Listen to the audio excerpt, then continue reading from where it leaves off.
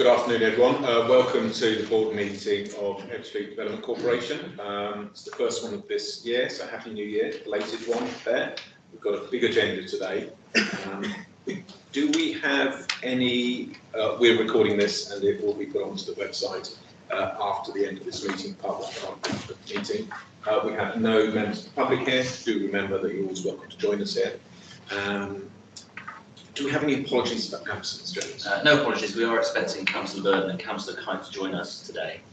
All right. Well, in true fashion, they have the shortest distance to travel, so no doubt we'll be here the latest. Any declarations of interest other than the standing declarations related to our planning committee members?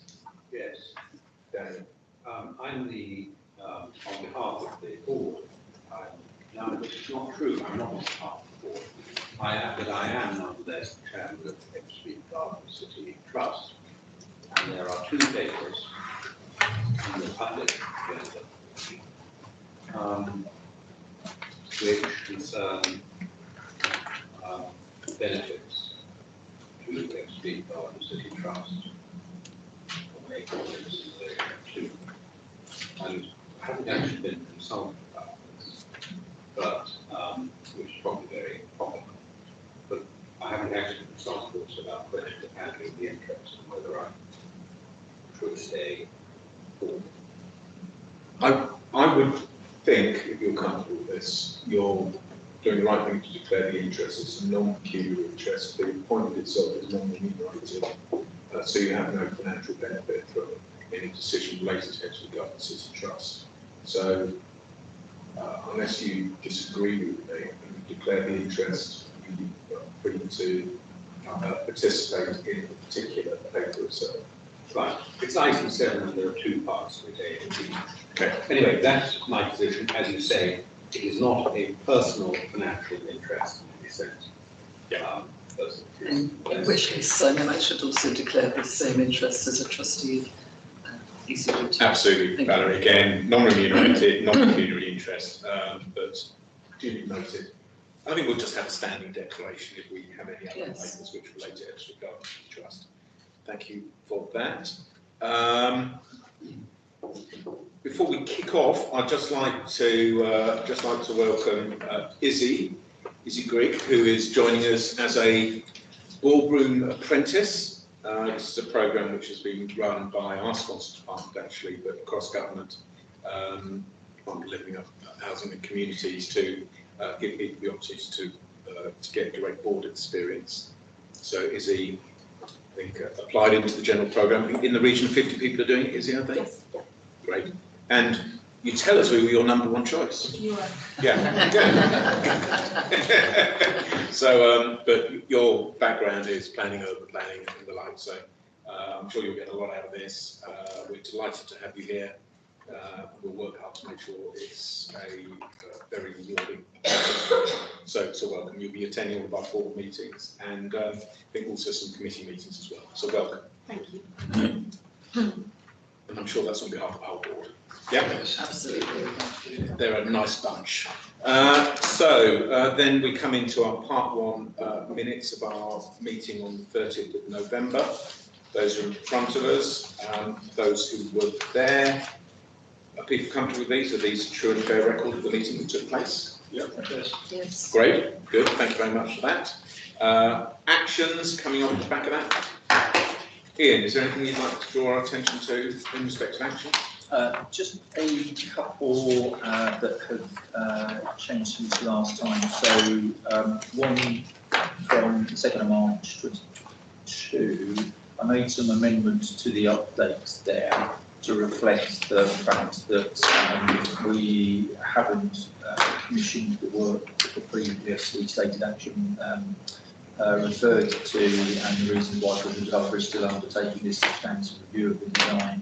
So rather than leave the action open, sort of pretty open-ended, I've changed the narrative of the update there and closed that action. But as the update says, if the investment were required in any re-emerging proposal, then we would obviously commission that with a corporation liability. So and then the one above that in July, just to note that they agreed previous meeting that the report on the project control review won't come formally back here. We'll be able to buy PARAC, and then an update will be provided by the chair of the PARAC to the board subsequently. So that I've closed that action down, but noting that it will still come back as a comments from Fred as the chair of PARAC in due course. All right, is everyone comfortable with those? All right, good. Thank you very much indeed. That then brings us on to the first paper. Ian, your part 1 report, Chief Executive's report. Thank you, Simon. We have got a lot of items, as you say, today. So myself and the team are not going to do introductions in perhaps the usual fashion. The only thing I wanted to add, which is not covered in my paper, it is covered at 2.2 to say we had a meeting with the Housing Minister last week, which was our first meeting with Minister Fraser. Very cordial, and we were able to inform the Minister of what's going on in Ebbsfleet. Very useful meeting that Simon and myself had, and showed a lot of interest, asked a lot of very pertinent questions about our activities, etc. So very positive, and we are hoping to get regular meetings in the community schedule, including hopefully a visit to us to see the actual activity on the ground. Don't know whether you wanted to add any other reflections, Simon, just to update the board on that. No, look, it was a good meeting, the introductory meeting. We really flagged 4 asks, or put 4 things on the agenda there. Settlement of our yet to be settled, funding settlement for the spend review period. It's understandable why there's been a delay, but still, we want that resolved now. I think the speed of change of housing ministers and secretary of state is ebbing somewhat, so hopefully we can get that resolved. We again just confirm that we are interested if there are any investment zones, whether there's an opportunity for that to be quite effectively central east. We'll have to see whether or not that happens, and whatever reconstituted small important those are. We talked about the levelling up and regeneration bill in respect of NSIPs and the ability to bring something to a close if it's not making material progress. So we highlighted that as well. And we also discussed, which I know is a matter of some interest to our 2 local MPs, the work we're doing in our health and wellbeing hub and health provision locally, and a more joined up approach with the Department of Health and Social Care around the provision of health facilities, community growth care. And I think that was a common theme which Minister Fraser was hearing from. She's pretty engaged on that subject. She's hearing from a number of different people, and so we'll be exploring what further or enhanced role the Department of Housing communities could have in bringing about timely and appropriate decisions when they're provision services. So we had a good meeting, and there's always an open invitation to her, and indeed Michael Gove, the Secretary of State, to come down and see what we're up to here. All right. Thank you. My Q3 performance report forms part of my paper this month. I'm not going to introduce it, so I have to take questions. Right, board. Questions, observations on Chief Executive's Part 1 report? Yes. One question for Maria, which is, we're seeing continual delays to some of the sort of community building projects that build those out. I'm aware that there's increasing demand for community building space. All the facilities here are probably oversubscribed to in Castle Hill. It's positive that we've now, Green, I think, now got planning permission through for those. But is there anything that we can do to try and accelerate some of these other community facility buildings to increase the space that's available to local communities and grants? Unfortunately, the buildings, facilities that are on our radar, the board's radar, our funding situation is the primary cause of some of those delays. We have found a way, as reported to the board previously, of finding a way forward with the Ebbsfleet Green in the buildings within the headroom that we have, and as you say, it was granted, the two buildings were granted the planning permission before Christmas, which is really positive. We are well on with the work with our with Red Road will be the developer of those buildings to get those brought forward. Looking at now detailed programs and progressing that. But yeah, unfortunately, some of the other buildings, certainly the other building we are proposing in Castle Hill on our land that we own is delayed because of our lack of funding certainty. But the Ebbsfleet Green buildings, given the composition and what they will offer, that will be a big boost for the community. We can get those brought forward as quickly as possible. That's what we're aiming to do. Thank you. Excellent. Other observations, board? Yes, Valerie. Can I just ask about the 630 housing completions target, because we're saying it's positive here, which is great, but elsewhere in the papers there does appear to be some doubt, and there also doesn't seem to be an explanation from our delivery partners as to clearly why there should be, other than, of course, we're all very well aware of the economic context. Yeah. So Mark's looks like he wants to say something here. Thank you. Apologies if my paper caused too much doubt in terms of housing numbers. I think that the paper talks about it being tight. If we had to go with a yes or no at the moment, we will go with the yes, that we will meet the target, which is why that's reflected in the KPI reports. I think that it would be close to 630. I think previously it felt as though there had been a greater buffer earlier in the year. Forecasting now shows it much closer to that. And a lot of those completions are coming off of one site. Started on one particular parcel there within Alcadon. They're forecasting probably about 3/4 of their home phase completing by the end of March now, which does feel quite late. So we're seeing around some of those numbers, but we have checked that with them. They have said that they will complete. So it is tight. I'm not expecting to exceed 630, but hopefully we will get there, and I think that we will. In terms of the areas where they've gone down, Key Road has reported that's probably down to the market.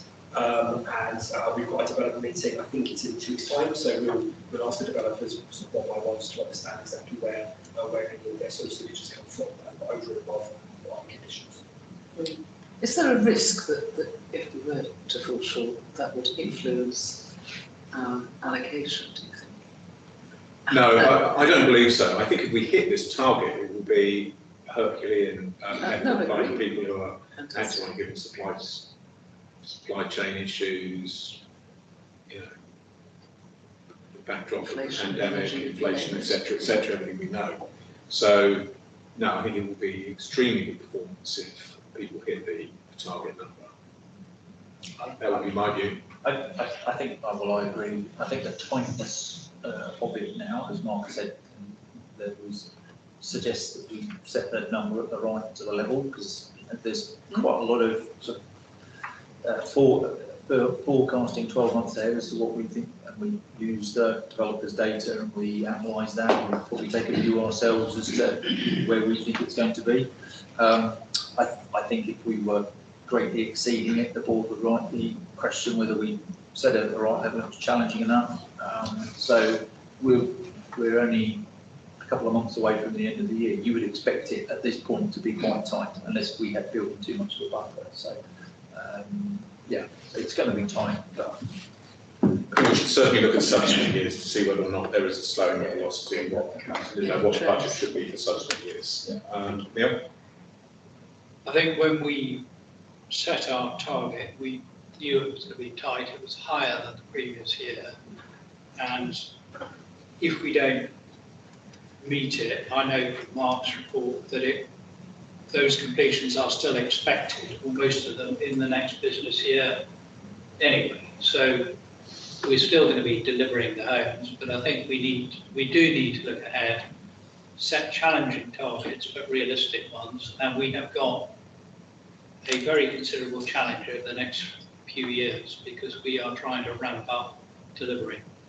So I don't think we should be too worried. We don't quite meet 630. It shows that we've set up ambitious targets. I think it's a good point, absolutely.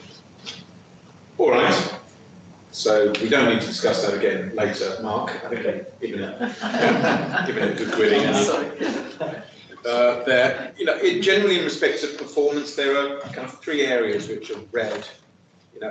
My general view, and those relate to Blue Lake restoration, Grove Road, and Ebbsfleet Embankment East, and I suppose the community facilities are as well, but we've discussed that.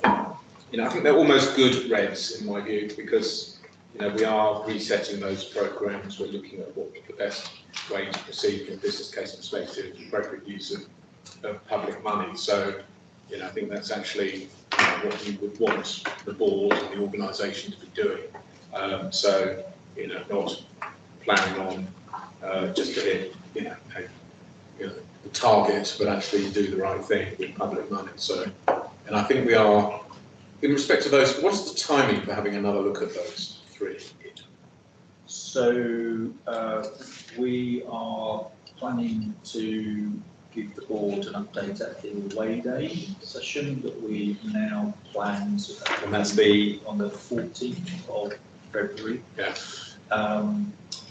And that will be an update on the progress, and we'll cover where we're at, plus giving the board some sight of the issues that we're grappling with on those, and some idea of the timescales of when we expect to come back with the strategic outcome cases. As we discussed with the board, it's important that the board are involved in the various developments of this as we get to that point. They are complex, but we are resetting them, so there's a lot of due diligence and thought process going into them at the moment, so that we really lay the foundations in these months to make sure that the strategic cases and then subsequently are well founded. will they go through IIP before that session or not?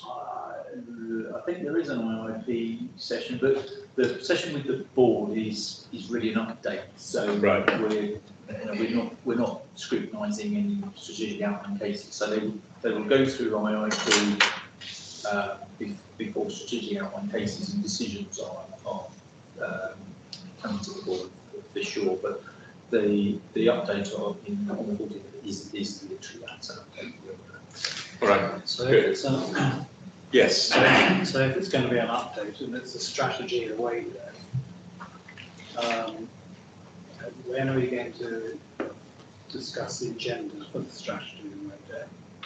On the basis that I guess that the board is fundamentally interested in what the strategy away there should be about. So in particular, your 4.3 priorities and review priorities in the current capital allocation environment is similar. I've shared a skeleton suggested structure for the day with Simon, which has 3 elements to it essentially. The first is just looking at some of the core principles for the corporation, the overall margin purpose, etc. Bearing in mind that the board is a newly formed board with new members, just looking at some of that, and then some of the investment principles. Then the second session is looking at the programme. So you remember that there was an outstanding action to look at what we had in the programme in our original SR submission, versus what we now have in the programme. And we will look at those, and that will reflect the sort of priorities and timing of programmes. And then the third element would be these updates on Grove Road, Blue Lake, to bring the board up to sort of speed with that. So it will be, I think, what you've described as probably part of that middle session about what the programme constitutes. If that's okay. Right. But obviously, Is that okay? yes, to take anything other. I mean, going back to the previous conversation as well about housing completions. Housing completions is always fairly out with our ability to control. As I'm looking at London and South East HPI, I'm not feeling too bad about it. 2023 is going to be a bad year unless you're in a crossrail location where it's going bonkers. It's everybody desperately trying to buy houses and not necessarily apartments. But actually 2024, 25, 26 and 27 are looking really strong in HPI terms, because the fundamental point is there are far more people than we are delivering houses. And maybe we should think about what is our contribution to this process, because what we're doing, I think, really well is we've got a really strong, efficient planning process. And the logic of being a development corporation is that actually you take out the politics from planning on someone like the EDC, and we make it a super efficient process, and then we're going to add the garden city concept. But actually thinking about what are the dynamics for Ebbsfleet Garden City going forward on those housing completions, what are the absorption rates that our house building partners are achieving? What does it actually look like moving out? Would be really good to hear, so that actually we can see a forward look of 2 or 3 years rather than thinking about setting targets for the next year, which actually is an entirely undynamic process, because if they're not well underway, it's irrelevant. So getting behind that whole process and thinking about how we can accelerate over the next 5 or 6 years is a sort of a business plan for housing delivery to the extent it's not ours. So that's the sort of, Yeah, look, I think that's because we're throwing about 680, but actually, if they weren't basically stuck in the ground 2.5 years ago, then they weren't actually. We were entirely unable to influence that process. But now is the time for us to set the 5-year targets. Yeah, look, understanding all the dynamics. I think you're right. We should look at that in our targets moving forward. And I think this is against the backdrop of change in national planning policy as well.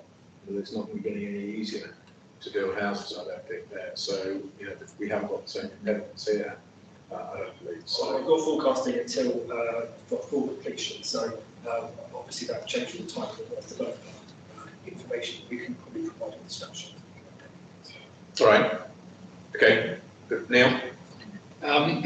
Just briefly, on the point that you made, Simon, about the reds, we shouldn't see the reds as too negative. Yeah. And I think we should emphasise that the scrutiny that the board gives to these projects is to try and make them better, not to delay them, and that we're really encouraged by the work that's been done so far by officers and others to get this going. And as an example, Northfleet Embankment East pre-application planning, we as the planning committee are doing everything we can to give appropriate responses on pre-application.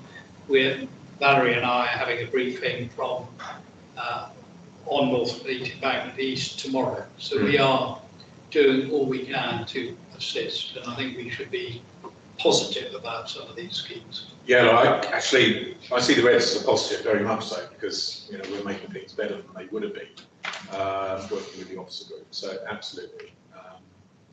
All right, that's duly for noting. Good progress, Ian. Well done to everyone. Just noting that. That then brings us on to the second paper, Caroline Communications. afternoon, everyone. As Ian has noted, we've got a jam-packed agenda today, so I won't present the paper and we'll take it all as read. No further updates to provide outside of the paper. I would just highlight, as requested in November's board meeting, the chronological journey to the new Ebbsfleet narrative is covered in section 5, and I'm happy to take any questions on the paper as well. Great. That was a point that Valerie kind of brought up last time. Do you just want to kind of run through that a little bit, just expand on that, unpack that a little bit for everyone's benefit? Yes, okay, so earlier in 2022, Camargue, and just upon myself starting with the corporation, produced an updated narrative as a result of feedback from the board to grow and develop our identity for the corporation and delivering generation in Ebbsfleet. Throughout much of the spring and summer, we had quite healthy and beneficial discussions around the growing perception of how Ebbsfleet is being recognised by community members, both existing and new members to the community, and how we want our legacy to be referred to once we've completed our work in Ebbsfleet. Is then kind of left to flourish for the communities that we've built. We had conversations around this narrative and how the terminology of Ebbsfleet versus Ebbsfleet Garden City was to be used, factoring in considerations such as the literal. John, good to see you. Oh, sorry. Sorry, Karen. Around the application of Ebbsfleet as the Garden City and how community members is being referred to Ebbsfleet.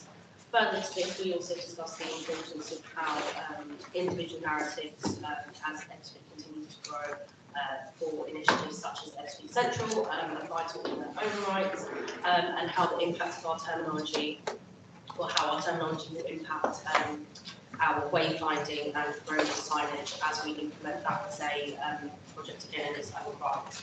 I think we got to around September, October time. We came to our final version of the narrative where we acknowledged that we can refer to Garden City in secondary messaging and retain reference to Ebbsfleet as Ebbsfleet as standalone rather than Ebbsfleet Garden City. That was signed off, and throughout much of the autumn and winter, we kind of utilised those conversations and the debates that were had in the board meeting to operationalise the use of Ebbsfleet and the narrative to the wider team to ensure consistency across future messaging. So that's really a whistle-stop tour of the journey and how we have implemented it for the wider team, which will be able to see Annex 3 of the communications report, and as Simon touched upon in November's board, we were just asked to clarify that chronological journey of the board's decision towards the revision and implementation of this narrative. Thank you, Karen. Valerie, is that crystal clear? Does that make sense? To be honest, I read this and I thought, wow, actually, I'm afraid it isn't clear to me still, and I would love us to spend some time on the strategy day just trying to get our heads around this further. At the core of my thesis is simply this. I believe that the Garden City strapline adds value. And I was Googling on my way up on the train to look at all of the developments that are coming forward. And it's interesting, not all of them do say Ebbsfleet Garden City, but many of them do. And I think it adds value, not just in terms of what people anticipate and expect in terms of truly sustainable and beautiful environment, but I suspect it adds value to the price tag. You know, I suspect there's an element that's even there in terms of the appraisals that are being delivered at the outset. The reason that I say that is from previous experience in the National Forest. There is no such thing as the National Forest. It's not an administrative boundary. You can't, you know when you're in it because there are signposts, but it's 200 square miles across 3 counties, vast by comparison with this, at least 10 district authorities. It used to cover RDAs and heaven knows what else. But developers there develop and promote the fact that their developments are in the National Forest. I also noticed a reference to sort of, the Blue Bean Cafe wanting to use the Ebbsfleet Garden City logo. Now, I would be careful. On one hand, we could scatter them all over everywhere because we want to promote this philosophy, or we treat them a bit like a royal warrant almost, and we expect people who have one to behave according to our principles, our ethos, and so on and so forth. And that, again, is exactly what happened to the National Forest. We were unwilling for many people to have the National Forest logo because they weren't delivering sustainable practices, for example. We don't have time to discuss it here, but I think we should relate to our customers, our development partners and others, and truly understand what Garden City means to them, and indeed what it means also to our sponsors and others. Because I am fearful that we may be doing ourselves a disservice. Ebbsfleet can stand alone, as indeed Burton-on-Trent does in the National Forest, but losing or downgrading somehow that terminology seems to me to be a mistake. Right, I know we can we can't discuss talk this. about it now. I'm going to give you the last word on this one. Well, I'm going to open this up to that. I just think it's worth saying, to be absolutely clear, and I think this is where the board were at, and I think it's the message that we are conveying to our staff. We need to be very clear. We have not downgraded or devalued or the brands and the principles. Absolutely not. There was a very fine and perhaps subtle distinction made between Ebbsfleet, the place, as you said, Burton, the place, on a postal address, and the brand and the values that we are espousing. And so there is that, and that distinction was made. It is subtle, I think, at times, and that's what Caroline has worked hard on, the messaging and how you use and when it's appropriate to use certain things. But, you know, the board had a long discussion about that. I think it is really important, as part of any further conversation the board has about it, is that the board continues to reinforce the fact that we have not downgraded our principles, our ambitions, or this does not signify that, and should not signify that at all. And I think the board need to reaffirm that, and that would be helpful. But you know, I think we must not suggest that we are losing that. So, I don't want to reopen it. yeah. And of course, this was a decision taken by the board before we came, and you know, I'm not anxious to reopen the board's decision. I think what might be helpful, I suspect Valerie, and I know and maybe Simon, don't understand that subtle distinction or the rationale for the change. And I think for us to be able to espouse and reinforce it, a little bit of a sort of a teaching of why informally or formally would be, I find really helpful. Yeah, I think just, I'm going to close it on this one. Well, can I just say that it isn't just that, it's also the fact that there are, the board discussed it, there are real problems with the notion of Garden City, in the way that there isn't with the National Forest. If you tell me there's a National Forest, I can envisage it, I like it. I may be wholly wrong in my conception of it. It may not be what, you may tell me it's not what I think it is, but I know that it is. People don't know what the Garden City is. It's a contradiction in terms. It's an historical term for the late 19th century. We're not building Electra. We're not building an Ebenezer Power Garden City in historical terms. The board itself has difficulties in actually really understanding what Garden City means, other than as a marketing strapline. Now, whether it has value properties or not, I don't know. But it's worth going through those arguments. It's not just that there's a subtle distinction being maintained. I know you want to. That's a defensive end. But I Spot on. I think, look, we'll discuss this more in our strategy in a way day. Yeah. I'm not going to allow You know, you to say. on the whole, no, I'm not. I'm going to have the last It one. would have ended the debate. End it at the away day. It's go on, Nick. Go on. Have the last word. Okay, so it's words, but I think part of it is the legacy, is what do the people of Gravesham and Dartford really think about the Garden City? That was one of the thought processes. What do the developers who already got their planning consents think about the Garden City? Is it an add-on? I think your idea about it being a badge to be earned is a really good thought on that process. But when you look at Ebbsfleet Central, Ebbsfleet International, Ebbsfleet Football Club, Ebbsfleet Development Corporation, you're starting to get to the point is, you know, are we going to create the garden city? Is it a garden city? And how do you blend it? Now, I mean, I was going to actually ask Caroline, you know, are you happy with where you are at this moment in time, or are you still feeling, because it's in a way, there is some resistance. No pressure. But I do think this is a really fluid thing which we should keep under development, to actually say that we're going to make it Ebbsfleet Central, Ebbsfleet Garden City. You know, ask Ebbsfleet International to change its name, and all those various other bits, and also get a commitment from the boroughs who are going to inherit our legacy in 25 years' time, or wherever it is. We need to think really carefully about those processes. You know, it's fascinating that Welling Garden City sits next to Welling. Here we go. I chaired the debate on whether to call it a garden city or not. So, John, I come on. won't expand the debate, but just to have the new members, there is a lot of history. I'm happy to go to the way down and talk about it there, not here, just to sort of quicken up the process. But it is a difficult process. There is no love for the EDC, the local community, and many I can point you towards are welcoming the day that the EDC disappear. So if you think of it in that context, it's not the love like the New Forest may have for the local community. A lot of what's happening in here is being done to the local community. They don't feel part of it. They're not involved in it.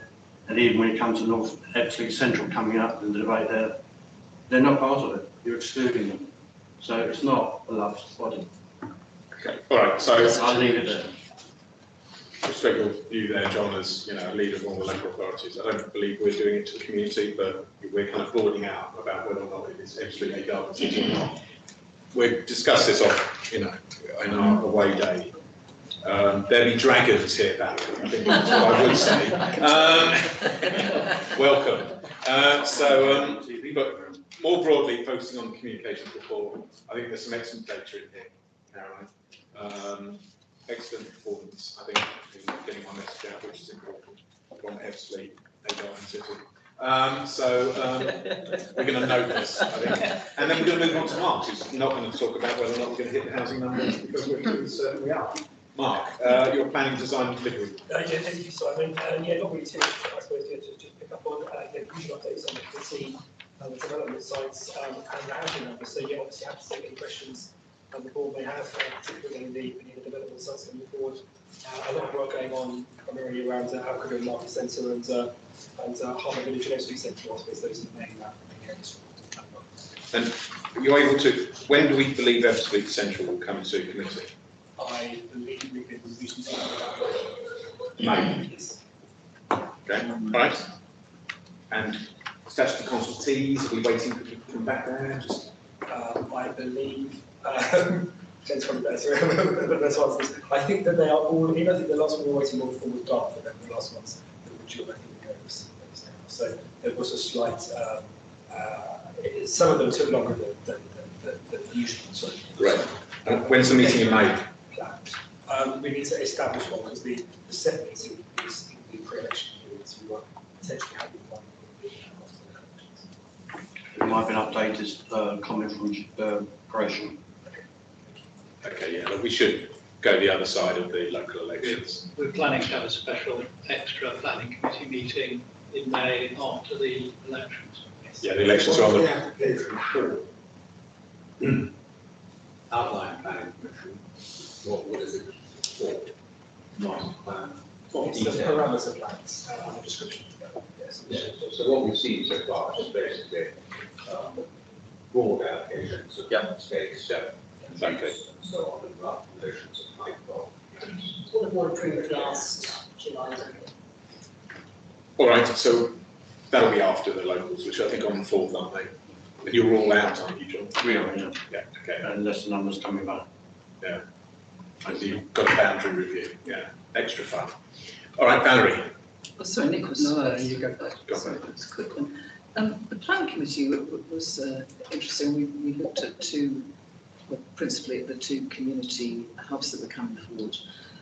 Can I please ask that we always, when we have officers' presentations, we have both the plans and the elevations. We did get them, as you know, following further requests, but it actually made it quite difficult to follow that presentation in particular. We had a series of images that were CGI and very beautiful, and it did set the schemes into context. And actually, I think they are helpful, but again, I think it always needs to be made clear that they are not part of the formal application.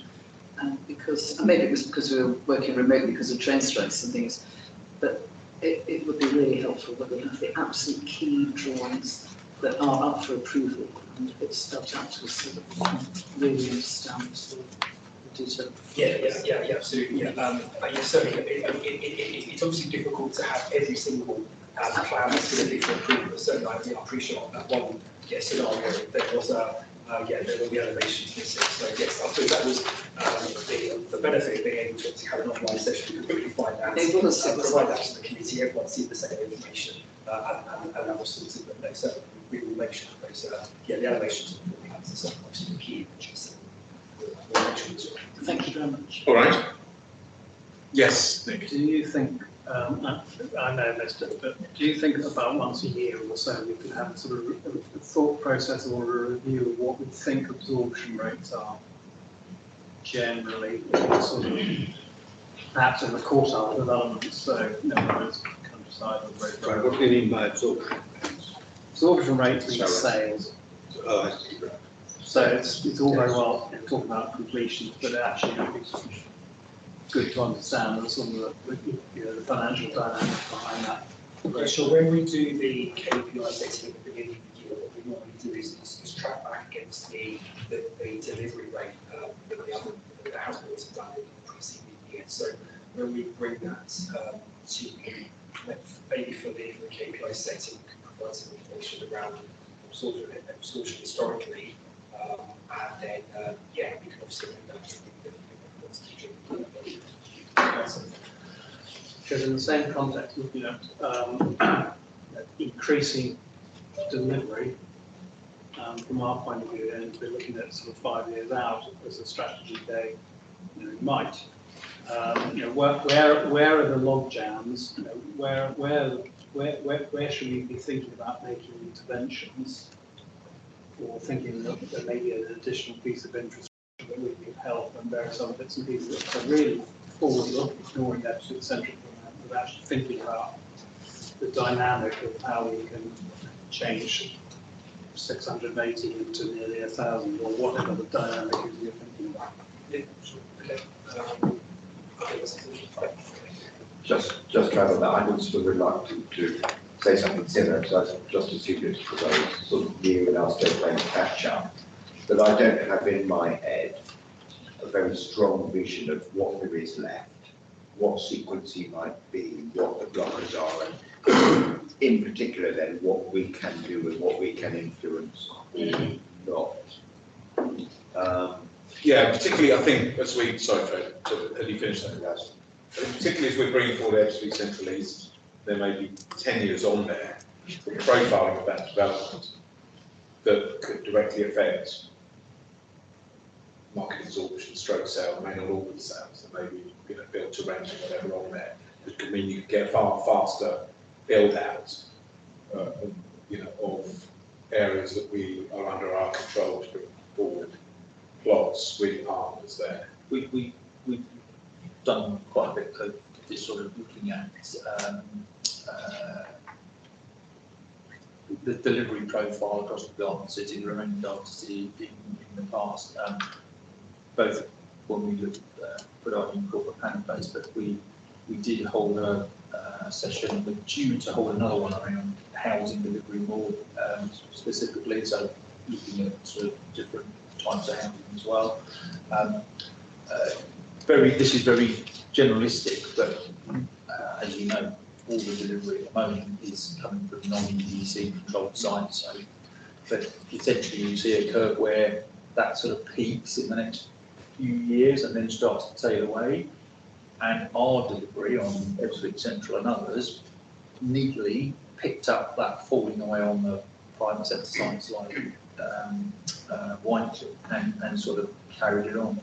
What we'll need to do is start recasting some of that to see what that overall trajectory looks like. But we can do that. If I can get some stuff together for the way that I will do, but it might be better suited to the sort of session around housing delivery that we were looking to do anyway.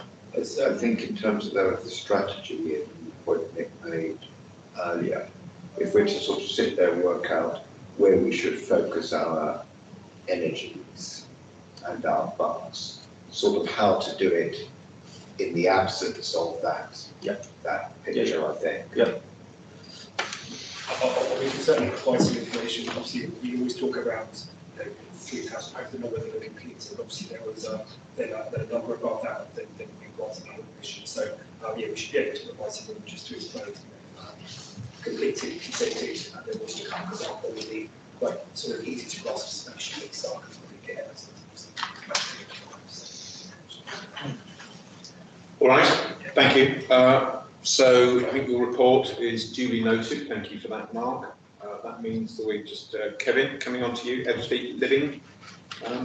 Talk us through your report, please.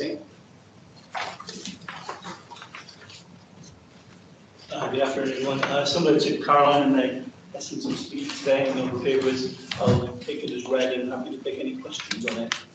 There's nothing specifically in addition to the report that's happened in the interim. It's very thorough, Kevin. There's been a lot going on. So well done. Are there any observations or comments? Yes, John, please. If I'm taking paragraph 4.1, you're talking about an opportunity for young people to learn skills. And I was particularly interested in the phrasing from Ebbsfleet or the surrounding areas. Keyword surrounding areas. Who do you mean by that and how are you going to involve them? So the design group is open for, we sort of ask people to apply to be part of it. We've been doing a lot of work with the existing secondary schools, so all of the secondary schools have been made aware of the opportunities, and we're trying to recruit from those. Most of the secondary schools obviously are outside the Ebbsfleet red line wondering, but we're all outside currently. I think you're talking about going up to 25-year-olds? Yeah. There are not many, or 21-year-olds, not many in that age bracket. Yeah, it's we're a bit more advanced than that. Yeah, it's local procurement, so the procurement side currently, we're asking people who are interested to be part of it, and we have used the networks that we've already got to do that. So people like Cement Fields who are leading on the particular initiative have been doing that recruitment and reporting it. So in fact, quite a few young people from the programme were here earlier today on the roof. Can you provide me a breakdown, please, of where these people are coming from? I'm particularly interested in surrounding areas because I want to know that the surrounding areas are buying into what you're trying to do in the EDC. So the 4.1 is a forward look, so that's what we're going to start doing. So as I say, it's an open procurement, so once we've done that open procurement, we can tell you where people are coming from. In terms of the wider This Must Be the Place programme, it's been led by Cement Fields, and a lot of it has been engaging through the secondary schools. So most of the programme has come through the secondary schools to date. The opportunity we're going to take moving forward is one that's open to everybody, and we're procuring it, we're posting it through our social media and other things as well. But once we know the membership of that, we're happy to bring that back. When you say everybody, Kevin, do you mean everybody in the country could apply, or have we got some spatial criteria to say you must live within this area? We haven't been exclusive. We promoted it through all of the schools, and when we work with secondary schools, we work with all the secondary schools at Dartford and Gratian as boroughs currently. And all the work we do through our inclusive growth work, employment, the skills, careers fairs, we go to all the schools within Dartford and Gratian in terms of secondary schools. The careers fairs, for example, that Barry's done in the last month, which is mentioned in the paper, included Longfields and other places where we specifically go into those locations and sharing opportunities absolutely. But in terms of the future-looking one, obviously we can share with you who actually does apply for that. It's an open application process. We have recognised that younger people are one of our areas that we're not engaging with as much as we'd like. So that's specifically why this programme has been developed, really to try and get younger people more interested in what we're doing. So we actually get a lot of kids come from actually Essex to our local schools. Right. Come over on the ferry. I see them every day coming over. So it'd be interesting to know where this local group is from. Because they're from Essex. Lovely people over there, and not in Essex, but they're not local to Gresham or Dartford. Yeah, I mean the purpose of the whole This Must Be the Place programme is to let any young people, and again, if someone from Essex was interested in trying to build a garden city, you know, there's going to be new garden communities in Essex, so I don't see the problem with them learning from our programme, so we're not excluding them. I thought Certainly our future. John was volunteering to help proselytise the messaging. I don't think I'm within the 21-year-old bracket. I'll slightly over that. I mean, the programme has been funded by Arts Council specifically, so they're really interested in us getting as wide a group of people involved as possible. All right. It's going well until you mentioned the Arts Council. I think we've. We're very grateful to the Arts Council. They contributed £250,000. That's a lot of money. It's a lot of money. So as part of that, we have to be outreaching as much as possible. Cementfields are obviously the NPO for Arts Council in this area, and they take the whole of North Kent as their area of interest as an NPO from the Arts Council. So again, because they've got Arts Council funding, I think they'll share a lot of their work across that geography. I mean, again, we saw the CEF programme, which is also one of ours, was celebrated in Gravesend yesterday. As you know, Gravesend Council hosted it, and people came from all across the southeast to sort of learn what we were doing in this area. So I think it was a really good attendance of that. I think the key message that came out of yesterday's conference, as you mentioned it, was the Arts Council people for the Gateway said the best thing that could happen is for everybody to go and ignore their local council leaders, work around them, bypass them, and they're going to be in charge of my budget. I can promise you they ain't around them. Well, that's how they make friends and influence people, isn't it? They're treated better here, John, than that. You just very much. Right, they're just making us look good. There was one individual who was not a member of any of the local authorities or any of the programmes that mentioned that. So the first one, I think it's person the ordinance, not the. All right. Okay. Look, thank you very much, Matt. Don't think there are any other comments on this. Excellent work, Laws. It's good to see you always been kept up to date and everything that's going on, particularly over the festive period. Well done, Kevin. That then brings us on to investment plan update. Julia, you aren't with us. I hope you're okay. Yeah, I'm getting there. I thought I'd keep my germs to myself. So. How are you feeling, Julia?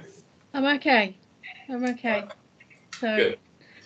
Good. So yeah, so you've got the investment plan report. I think as per the others, I'm quite happy to take any questions that anyone might have on the paper. Board, any observations or questions on it? Chair, I just have one question. Yes, sir. So, Julia, in terms of the reduction in forecast since when we last met, is that entirely attributable to Northfleet East Embankment and the review that's taking place on Northfleet East Embankment, or are there other drivers as well that are underpin that reduced CDL forecast for the year? So no, it's primarily those drivers which have reduced that forecast downwards for us.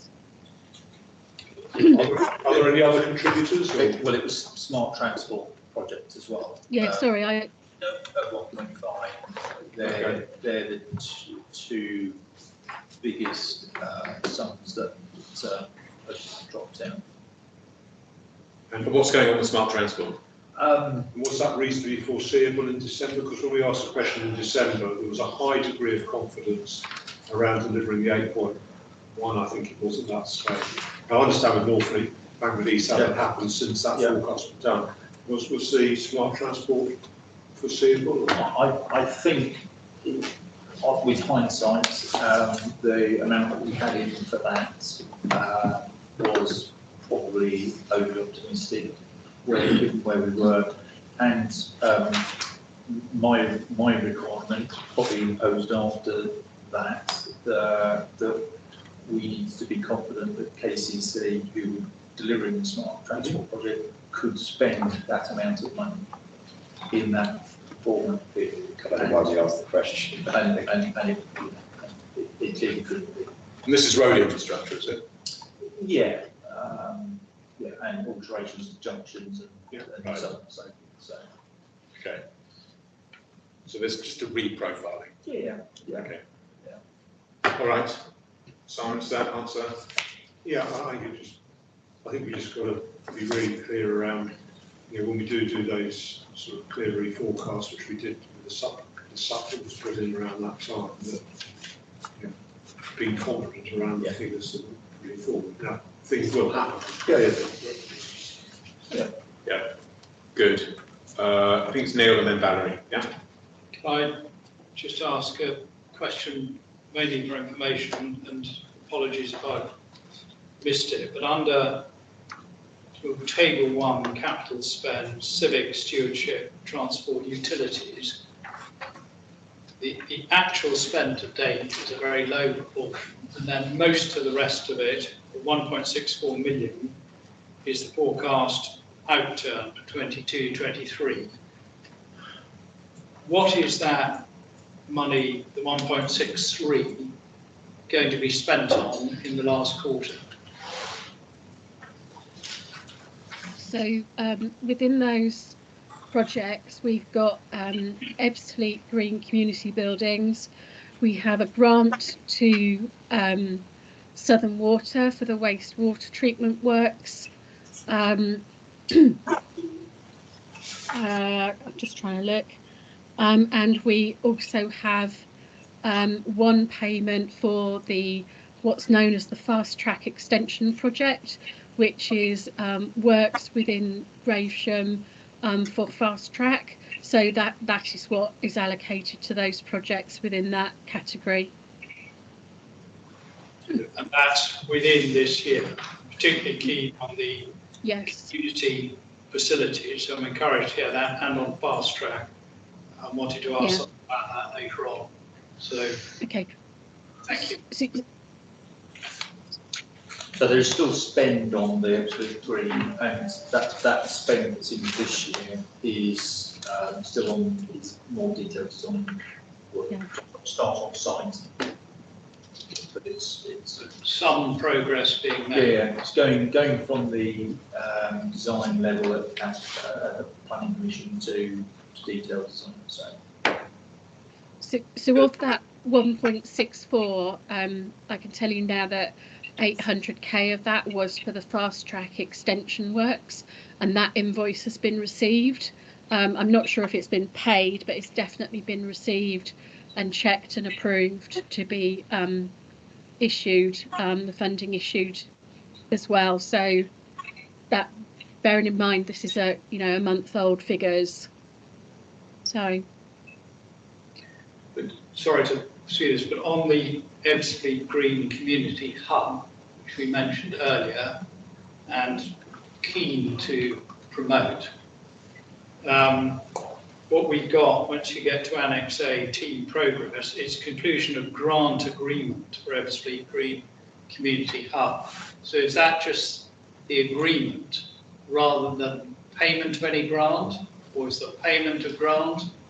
What's the progress on that? So, Ian, do you want to answer that, because I've obviously been away?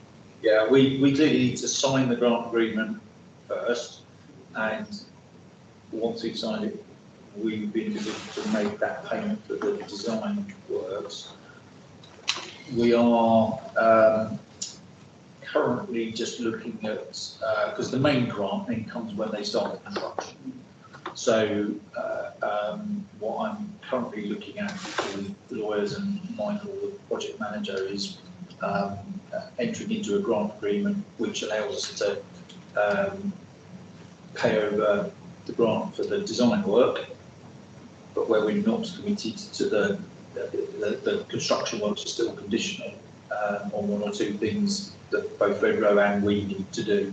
So that's But if I can see that, Ian, earlier you said one of the problems was the delay in the spending settlement, so that we couldn't commit funds to Ebbsfleet Other Green. than Frederick's Green. Because we've allocated our own resources to that. Yeah. So that means that we can, subject to the grant agreement, subject to the other matters you just mentioned, we can go ahead with it and should be. Yeah, indeed. The matters that are subject to that are reasonably substantive, i.e. Red Road can, satisfying themselves that they can get the buildings built for the amount of grant that we've currently got approved. And given the inflation, we're hopeful that that is the case, but they need to confirm that. There's an operational issue that we need to make sure we're satisfied on, i.e. that we're not building a white elephant or we're going to end up with a white elephant, that it is sustainable going forward. So we need to, and that was again a point that came out of previous board discussions, so we need to make sure that we're satisfied on that point before we go on conditional grant. Can I just say, and that's dependent upon funding for that operational revenue support from where? That's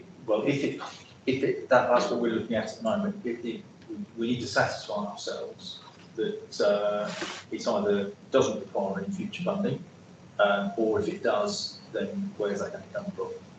So in short, is the allocation we've made sufficient, or is the inflation of building costs such that makes it insufficient? If insufficient, what do we do about it?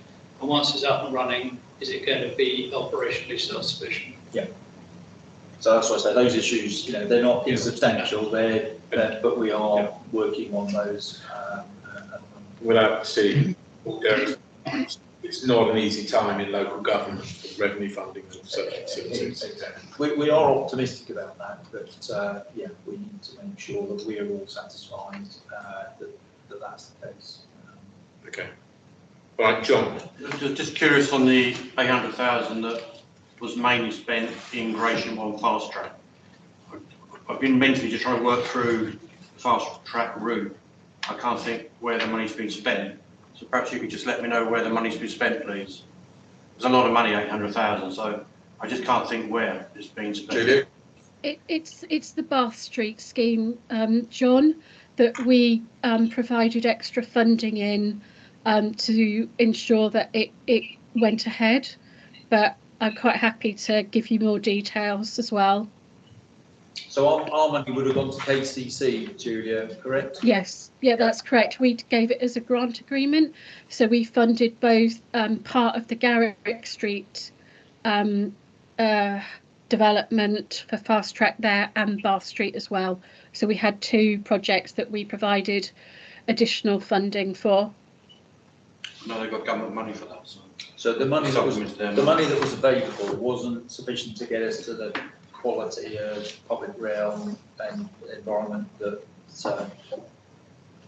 ourselves, Gratian and KCC aspire to. So we agreed to put something to top it up to get to that level. So. All right. Okay. Everyone. Good report, Julia. Thanks. Thank you very much for that. That is for noting. Hopefully you feel okay to stay with us, but if you don't, feel free to. I've just turned my mic off. Okay, all right. Good. So that then brings us on to Jen, development updates.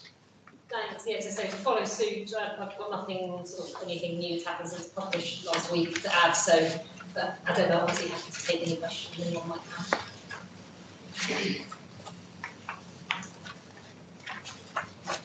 Board, any observations on that brisk canter through? No? Good. You are helping me get ahead of schedule here, Jen. Thank you very much for that. That's duly for noting. Then Gerard, Finance and Operations report. Thank you, Chair. Just to highlight our budget from the department hasn't yet been confirmed with the adjustment from the 6 million revenue down to 5.3. Hence why we're still showing an underspend. Why am I working with a revised budget of 5.3 million rather than 6 million, so we'll show 700,000 under. The one item that isn't reflected on the report relates to the last financial year, 21-22. We are very hopeful that that will become a public document by the end of this month. That's the target that we're aiming for, to make that annual report accounts publicly available once it's gone to bond. Right. Thank you. That's your update. Are there any observations, board, questions? I have one. Unfortunately, given the economic backdrop, I think there are going to be quite a few redundancies in the sector. So I do wonder whether that presents an opportunity for our hiring to be, made more straightforward. Quite a few large kind of consultancy operations and the like, strategic advisory, etc., etc. I think we'll be looking at reductions in force. So I wonder whether we may well see that. I mean, I think it's a factor I've noticed over many years that when the private sector is doing well, public sector organisations like ours can struggle to recruit. But tends to flip the other way when if there is a downturn and, as you say, the private sector starts to reduce its workforce.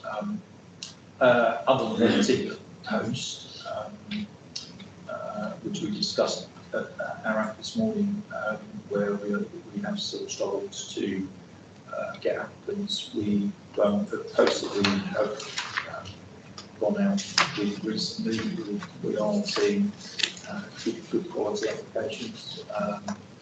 I think maybe I'll partly down to that factor, but I also recall that we improved our marketing and promotion of posts, thanks to a lot of work Caroline did, which I think is also bearing fruit. So it's probably a combination of those things, I suspect.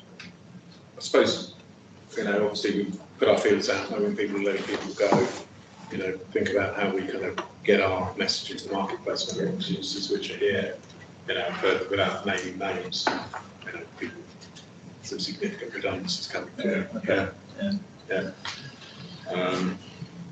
Okay, all right. Thank you very much for that update, Gerard. That's very helpful. Then we have our first paper for decision, Community Investment Fund Incorporating Creative Ideas Fund.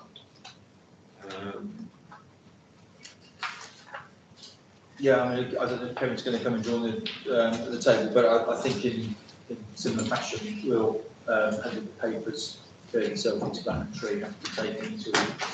There are two here which relate to Ebbsfleet Garden City Trust. So there are two papers where we have the non-pecuniary declarations of interest earlier. Okay. Kevin, you want to talk us through this? Again, I'll take it as read, but it's a proposal to move the implementation and management of Community Investment Fund and Creative Ideas Funds to the Ebbsfleet Garden Trust from the 1st of April 2023. With the view really to helping the trust raise its profile in the community and to allow them to sort of build rules and regulations around that to help it hopefully reach more people in the community as well.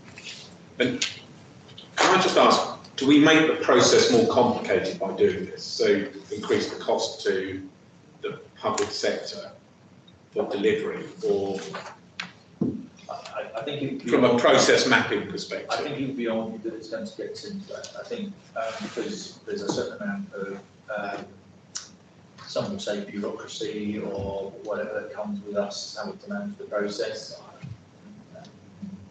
Technically, we're still out light or hard as it is, but I think this sort of step was always envisaged for the trust to be active in this area, and I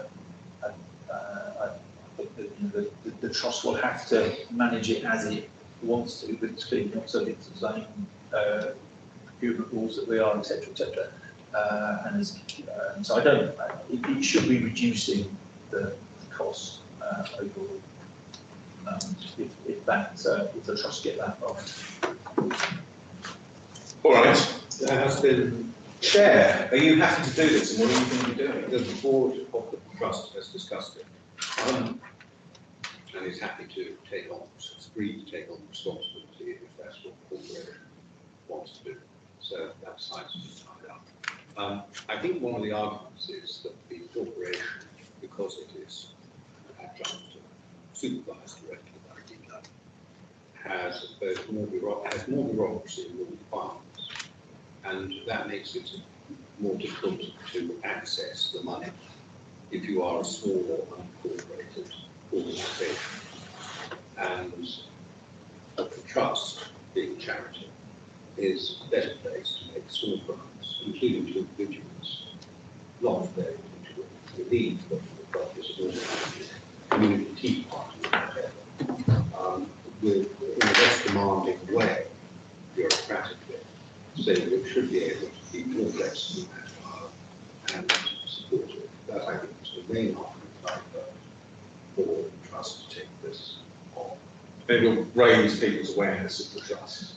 You'll make decisions about awards, is that right? Well, that is an example, but the answer is yes, I suppose it will raise awareness. That wasn't that was put to the board to the trust, but rather that we could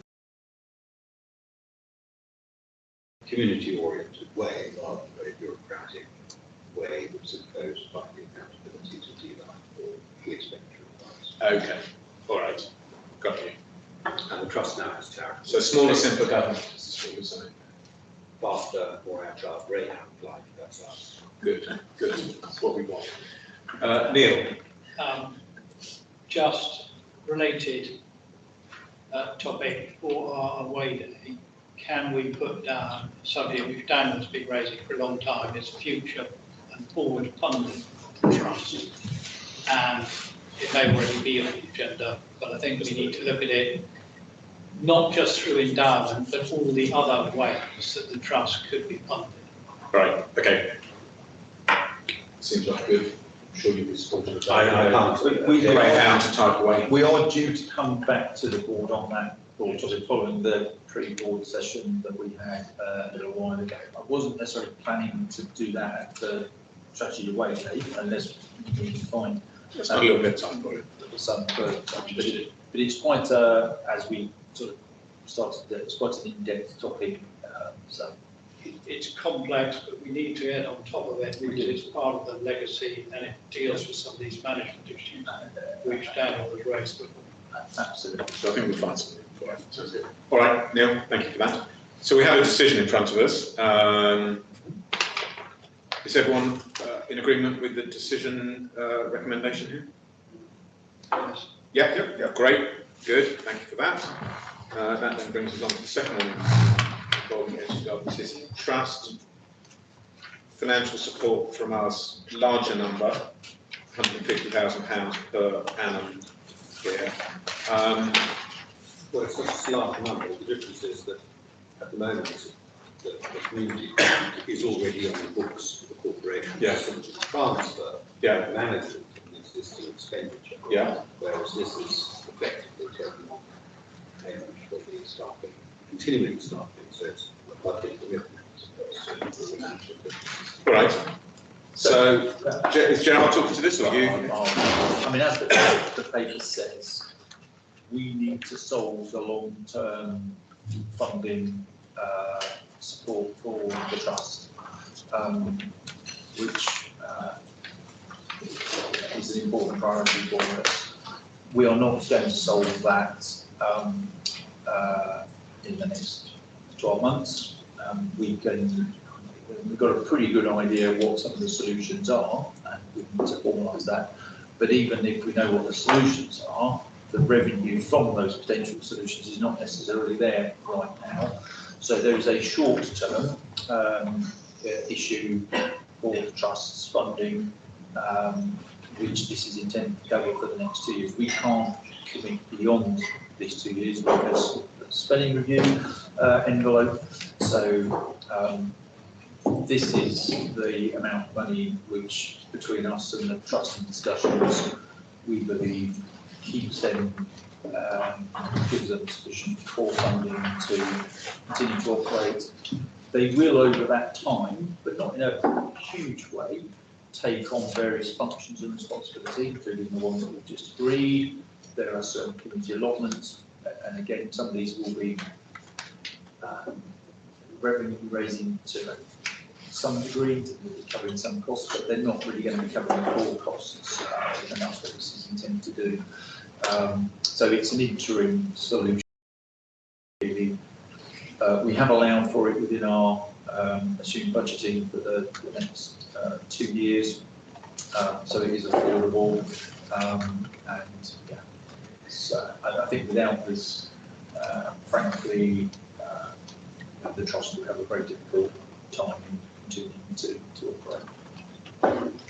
As at the moment, the trust for manpower purposes is served by a consultant part-time and by his secretary, and they're billed by the hour. And we have extended that, I think, to March.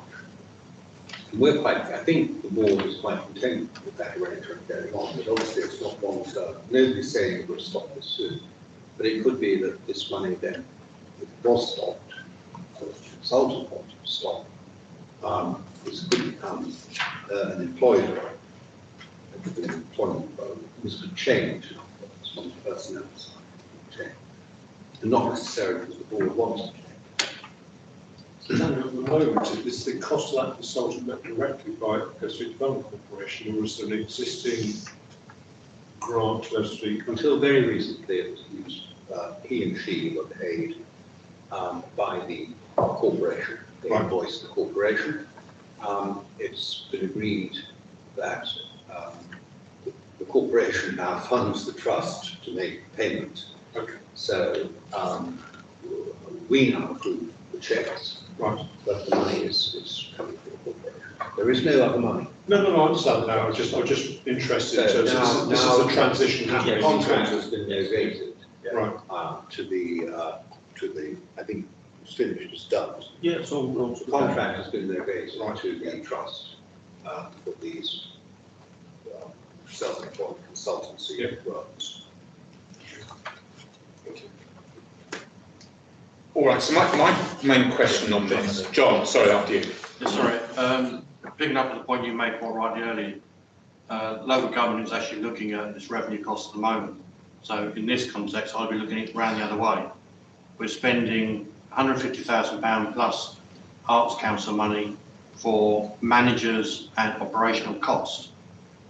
My question therefore is, what are they actually doing? Because if I can't identify what they were doing, I'd be getting rid of the management and the operational costs to save money.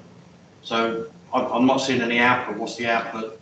Or could you at some point give us a report of what you're actually doing, apart from having managers and costs? Apart from board servicing, organising papers, which have just arrived for next Wednesday's board. In addition, they secure charitable status, which is very onerous and large-scale piece of work. They have commissioned lawyers who have succeeded in arranging the transfer of the allotments from the corporation, just from the corporation to the trust. They're about to embark on a similar piece of work on, I can't now remember quite what it is, but on some other thing that we're taking on, all of which involves legal fees covered by this, because the conveyancing of land inevitably involves some form of legal fees. They're local solicitors, if you've got professional use all local solicitors. All of that requires managing, and it takes, I don't know how many days, but several days a week with some secretarial support to do all of this. And if you want to take it on, great, if you have spare office capacity, you can do it at nil cost, if you like. £150,000 a year. Yeah, I suppose that's not just for the staff, it includes the staff, but there are also the legal fees and so on. This figure, with 150,000 a year, hasn't been, to be frank, I don't recognise the figure, I don't know, the discussions obviously going on to reach an agreement that this reflects the amount of work that was done. I don't myself recall, I mean, my memory is so bad, but I don't myself recall having signed off on this particular figure, which seems a breakdown of it, but it seems perfectly reasonable in the light of experience. I suppose my question on this was 50%, just over 50% of total running costs of this related to what's called trust management.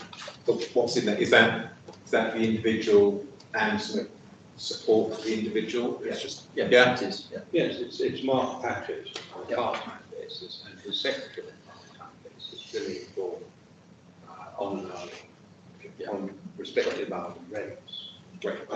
So do you mind if I, do you think we get good value for that? Yeah, I think, and as Daniel said, it's growing and increasing. So as we start to look at the delivery of arranging community buildings, for example, where we are opening and inspecting the trust play an ongoing role in ownership and management of those, then the trust via Mark, as it is at the moment, because that's their own resource, need to be engaging in operational consideration for those buildings. So back to the green deal, part of our conversation is, will the trust take this on when they complete? Mark needs to satisfy the trust board that it's a viable proposition for them to take on. He's got to let some work, he's got to start finding potential operators for those buildings, etc. So it's a growing role, and I understand you say that at some point you would move away from a part-time employed contractor to a full-time member of staff when there's enough work there for that. I'm sure that would be a decision for the trust. But yes, I'm satisfied that this represents value. There's what, £24,000 of VAT, so and all those professional fees that Daniel said they can use as well. So those are all right. In simple terms, I mean, 150,000 is a lot of money, and I'm not sure I understand what we're getting for it. That's not saying Explain that. Yeah, well, not in. What is it like? Explain.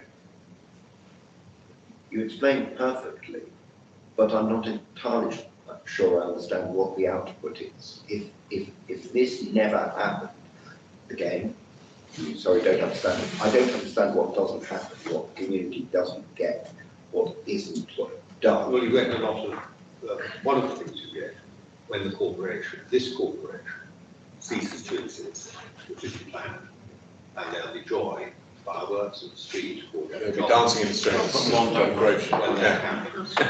When this corporation exists, nobody will own community buildings, parks, and other amenities which the corporation currently owns. Nobody will manage them or maintain them. They will have no income or resources. And I'm not sure I understand why one pays up. With respect, I'm not sure why one pays £150,000 this year against that event.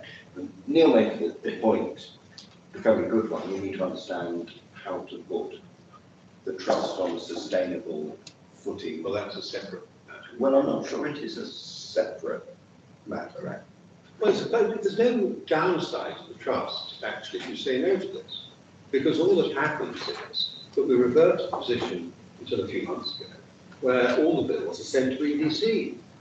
And then you know what you're paying. So, or EDC can say we don't have a legacy for when we go. It's EDC that's created it. Shall I jump in here? It's very easy to resolve. Just pay these things. Jump in here. These are, I think we're focusing on the right thing. It's a lot of public money. Yeah? Absolutely. Are we getting value for money for this?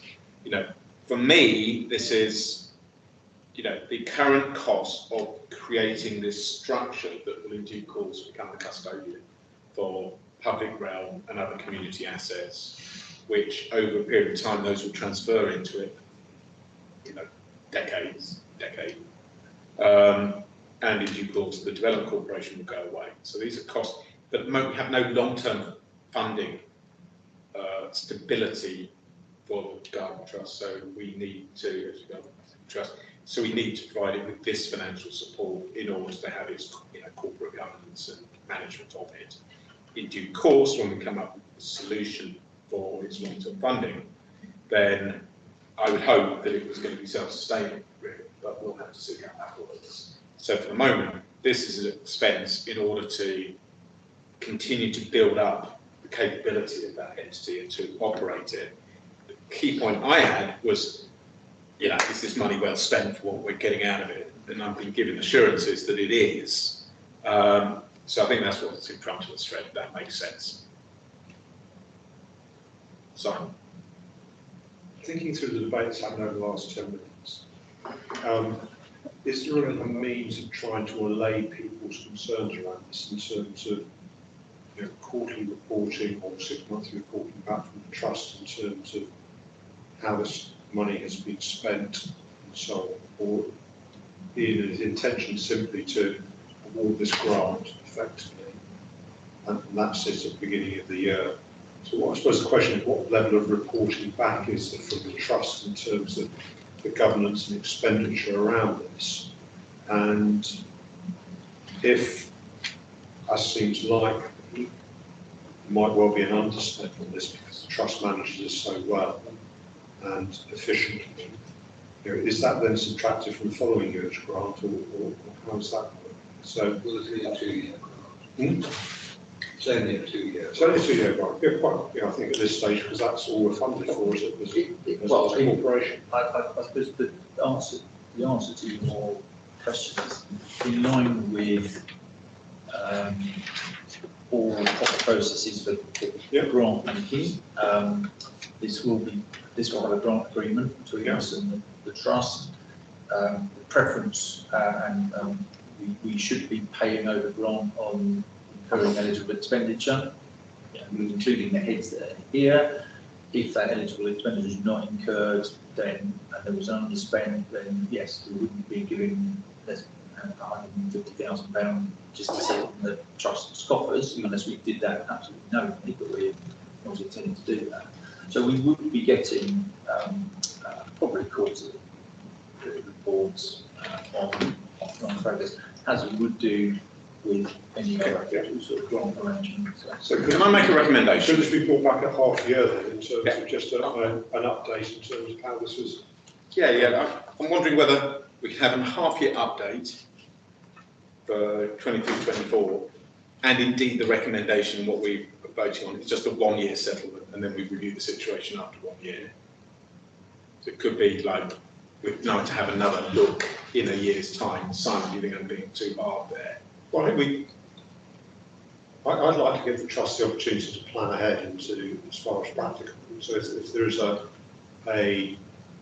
ability for them to move beyond the consultancy into some sort of permanent contract, then that would seem to be better value for money than actually having 2 years funding would be more advantageous to do. I don't know. What I'm trying to do is recognise that some of the questions that have been raised and to make sure that there is a feedback loop back into the board around the assurance of the spending of this public money. I think for me, the trust is that we're going to need to have one. It's going to have to be funded. We haven't answered that question yet, and Daniel was quite right on that point. The reason why I posed the question was that we've got 2 years straight line of expenditure, which to me implies we're already doing something.